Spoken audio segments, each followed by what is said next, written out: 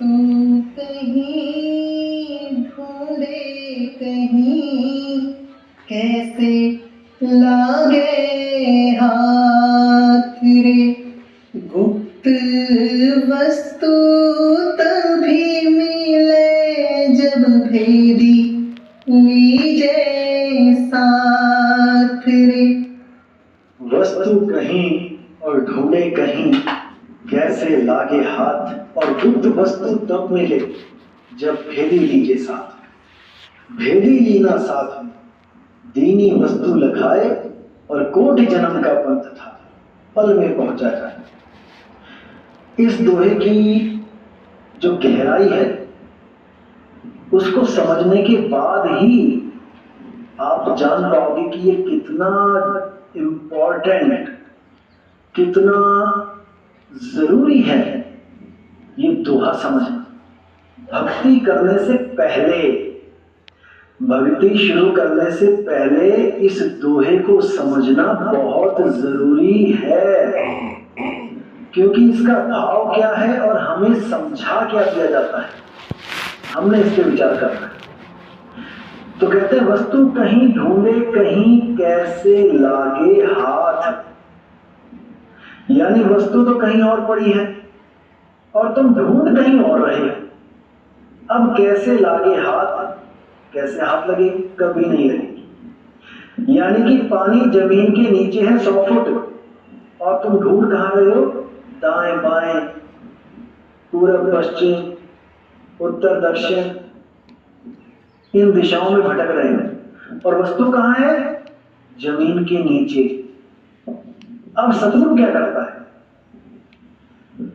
सतगुरु तुम्हें सैन देता है, वस्तु की तरफ सैन देता है। याद रखना, सैन देता है वो जमीन से पानी निकाल के नहीं देता कि कोई 5 सेकंड में, 2 सेकंड में, 1 सेकंड में जमीन से पानी निकाल के तुम्हें दे दे।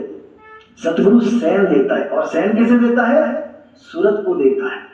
जो तुम्हारा ध्यान है, जो तुमने अलग अलग जगह फंसा लिया है, उस ध्यान को फंसी हुई जो जगह है जहां पे वो फंस गया है आपका ध्यान, उन जगह से हटा के वो उस शब्द की तरफ सैन देता है कि शब्द कहां है, सूरत कहां लगानी है।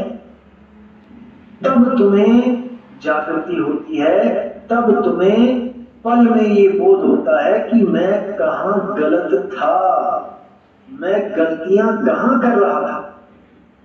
अब गलतियां हो गई दूर, अज्ञान हो गया दूर। अब सैन कहां है, शब्द की तरफ। और शब्द क्या है, तुम्हारा ही शुद्ध चैतन्य स्वरूप, वही शब्द है।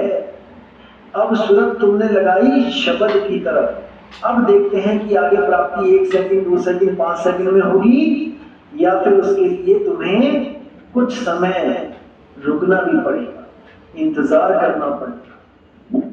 क्योंकि साहिब ने जैसे बोला कि धीरे धीरे रे मना, धीरे सब कुछ होए, और माली सींचे 100 घड़ा रिपु आएगा।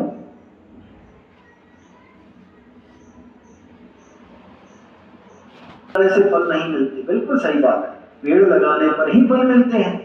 लेकिन अगर कोई माली ये कहने लगे कि आज ही बीज बो दो और आज ही 100 घड़ा पानी डाल के तुम्हें आज ही फल दिलवा दूंगा, तो समझ जाना मेरे भाई कि तुम्हें लालच हो गया है, तुम्हें आकर्षित किया जा रहा है, तुम्हें भरमाया जा रहा है। कबीर साहब का ये सिद्धांत नहीं है। कबीर साहब क्या बोलते हैं, अरे राम नाम रटते रहो। आचार और बचपन का ना बहुत पुराना रिश्ता है। जब लग घट में प्राण, और कब हूं दीन दयाल के भनक पड़ेगी कान। इसका मतलब ये नहीं कि वो बहरा है, वो सुन नहीं रहा, क्योंकि उन्होंने बोला रे कभी तो उनके कान में भनक पड़ेगी, यानी कि आज नहीं पड़ रही है और अंत समय में जाके पड़ेगी, ऐसा नहीं होता। उसके कान में तो भनक तभी पड़ गई थी जब तुमने ये विचार कर दिया था कि मैंने नाम लेना है। वो तभी समझ गया था कि हाँ, ये भगत अब तैयारी कर रहा है मुक्ति के लिए, ये गुरु के पास जाके नाम दीक्षा की तैयारी कर रहा है। भनक तो तब भी पड़ गई है, लेकिन तुम्हारे अंदर स्थिरता कितनी आई है, सहजता कितनी आई है, तुम्हें कबीर साहब के मूल ज्ञान पे विश्वास कितना दृढ़ है, ये सब देखा जाता है, ये परखा जाता है। इसीलिए साहिब ने हर जगह यही बोला कि साहिब मिले सबूरी में। अब सबूरी का क्या मतलब है? सबूरी का मतलब होता है संतोख। तुम्हें समझ में आ गया कि मूल ज्ञान क्या है, तुम्हें समझ में आ गया कि रास्ता बिल्कुल ठीक है। अब क्या चाहिए? अब संतोख चाहिए। अब धीरे धीरे तुम अपने आप स्थिरता की तरफ चलते चले जाओ, और जब तक स्थिरता नहीं आएगी, सहजता नहीं आएगी, भूल जाओ कि तुम्हें परमात्मा मिलेगा, क्योंकि परमात्मा है ही सहज अवस्था का नाम। जब तुम्हारी अवस्था ही सहज हो जाती है तो तुम उस स्वरूप को प्राप्त कर लेते हो जिसे परमात्मा कहते हैं। जब तक ये चीज तुम्हारी समझ में नहीं आई, जब तक तुम्हारा कल्याण नहीं हो सकता। इसी को आत्म ज्ञान कहते हैं, इसी को अपना निज स्वरूप का ज्ञान कहते हैं, इसी को निज शब्द का ज्ञान कहते हैं। इसीलिए बोला कि आत्म ज्ञान बिना न भटके, और कभी मथुरा कभी काशी। भटके क्यों बोला? क्योंकि हम जब भी कोई वस्तु ढूंढते हैं तो हम भटकते ही हैं। जैसे नौकरी के लिए कोई भटक रहा है, गली गली दर दर, तो इसका मतलब अभी नौकरी मिली नहीं, उससे भटक रहा है। इसी प्रकार अगर कोई पानी के लिए भटक रहा है तो इसका मतलब अभी पानी मिला नहीं है, भटक रहा है। इसी प्रकार जैसे कोई पुलिस वाला किसी चोर को पकड़ने के लिए निकला है ऑफिस से, पुलिस स्टेशन से, तो इसका मतलब वो भी भटक ही रहा है, अभी पहुंचा नहीं उसके पास। लेकिन यहाँ बोला कि आत्म ज्ञान बिना न भटके, यानी कि तुम्हारी सूरत आत्मा को छोड़ के हर जगह भटक ही रही है। अब करना क्या है? भटकती हुई सूरत को हमने अपने आत्म निज स्वरूप निज नाम में जोड़ दिया है। वो निज नाम कब पता लगेगा, वो निज स्थान कब पता लगेगा? जब भेदी सदगुरु आपके जीवन में आएगा। सबसे पहले भेदी सदगुरु आपको ये बताएगा कि तुम हो कहाँ, इस शरीर में तुम्हारा निज स्थान कहाँ पे है, तुम्हारा मूल स्थान कहाँ पे है। क्योंकि जब तक तुम्हें यही नहीं पता लगा कि मेरा मूल स्थान कहाँ पे है, जब लग तुम अपने आप को ध्या ही नहीं सकते, तुम अपने आप में सूरत को रमण कर ही नहीं सकते, तुम अपनी फैली हुई सूरत को अपने में स्थिर कर ही नहीं सकते, क्योंकि तुम्हें वो मेन पॉइंट ही नहीं पता है कि सूरत स्थिर करनी कहाँ है। कोई हृदय में करने लग जाएगा जिसका गुरु ये बोल दे कि तुम हृदय में वास है तुम्हारा, कोई कंठ में लग जाएगा जो कह दे कि कंठ में वास है तुम्हारा, कंठ से ही आवाज आ रही है, तुम कंठ में ही बैठे हो। कोई कह देगा त्रिकुटी में है वास तुम्हारा, त्रिकुटी में ध्यान करो। कोई कह देगा नाभि में है वास तुम्हारा, गर्भ में सबसे पहले नाभि में थे तुम। ये सब अज्ञान है, ये सब थोथा ज्ञान है। तुम विदेही हो, तुम्हारा ध्यान, तुम्हारी सूरत इस देह में आके फंस गई है। बस यही समझना है। तुम शीशे से बाहर हो, इस देही रूपी शीशे से बाहर हो, और तुम्हारा सारा ध्यान इस देही रूपी शीशे में फंस गया है।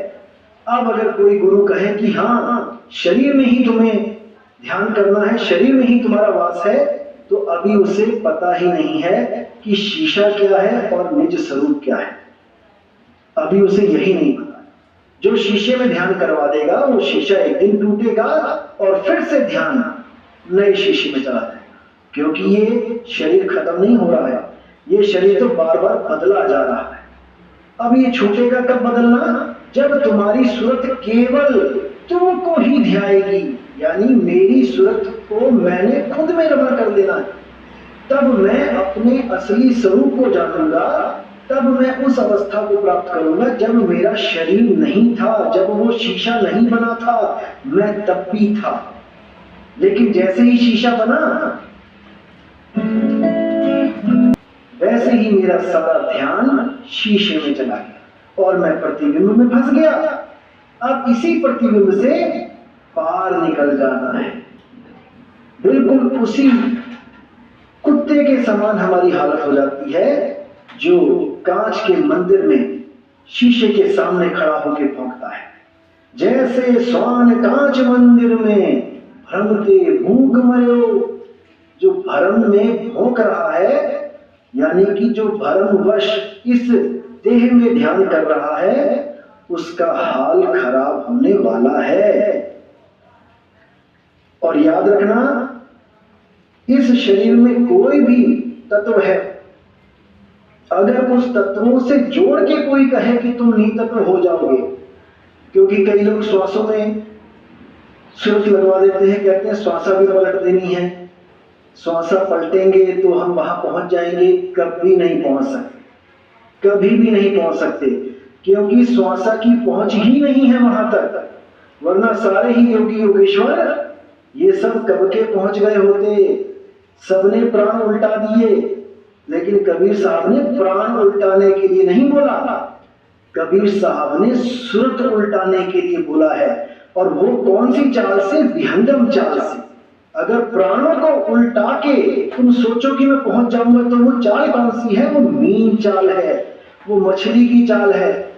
मछली कितना जोर लगा ले, वो आसमान में नहीं जा सकती। इसीलिए साहिब ने बोला, शब्द विहंगम चाल हमारी, और कहे कबीर सतगुर दई तारी, और खुले कपाट शब्द झनकारी, पिंडी अंड के पार सो देश हमारा है। हमारी गति निराली है भाई।